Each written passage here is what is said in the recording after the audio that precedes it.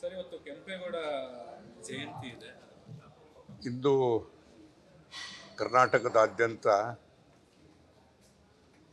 ಕೆಂಪೇಗೌಡರ ಜಯಂತಿಯನ್ನು ಆಚರಿಸುವಂಥ ಶುಭ ಸಂದರ್ಭದಲ್ಲಿ ಶುಭಾಶಯಗಳು, ಶುಭ ಕಾಮನೆಗಳು.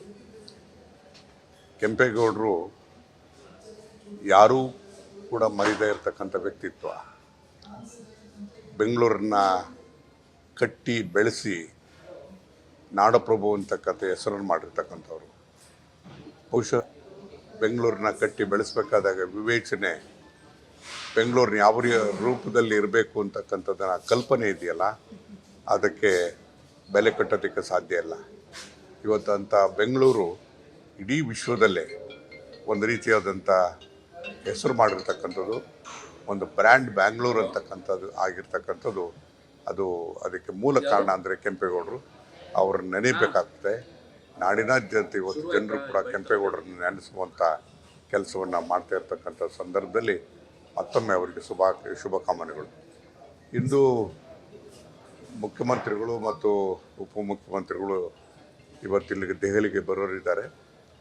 ಸಾಯಂಕಾಲ 6 ಗಂಟೆಗೆ ಲೀಲಾ ಪ್ಯಾಲೇಸಲ್ಲಿ ಒಂದು ಸಭೆಯನ್ನು ಹೊಸದಾಗಿ ಚುನಾಯಿತರಾಗಿರ್ತಕ್ಕಂಥ ಸಂಸತ್ ಸದಸ್ಯರು ಮತ್ತು ಕೇಂದ್ರದ ಸಚಿವರ ಜೊತೆಗೆ ಚರ್ಚೆಯನ್ನು ಮಾಡೋದಕ್ಕೋಸ್ಕರ ಇವತ್ತೊಂದು ಸಭೆಯನ್ನು ಕೂಡ ಏರ್ಪಡಿಸಿದೆ.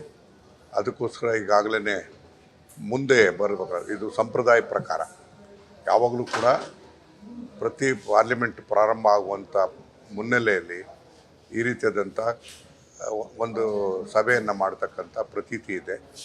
ಅದೇ ರೀತಿಯಾಗಿ ಈ ಬಾರಿಯೂ ಕೂಡ ನಡೀತಾ ಇದೆ.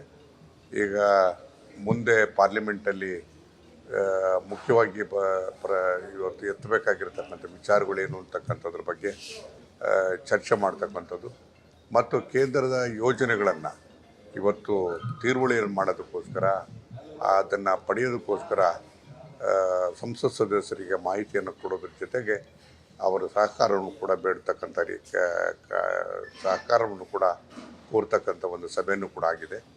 ಸಾಯಂಕಾಲ 6 ಗಂಟೆಗೆ ಸಭೆ ಆಗ್ತದೆ. ಎಲ್ಲರೂ ಕೂಡ ಅದು ಭಾಗವಹಿಸ್ತಾರೆ ಅಂತಕ್ಕಂಥ ವಿಶ್ವಾಸನೂ ಕೂಡ ನನಗಿದೆ. ನ್ಯೂಸ್ ಫಸ್ಟ್, ನಿರ್ಭೀತಿಯಿಂದ ನಿಮ್ಮ ಪರವಾಗಿ.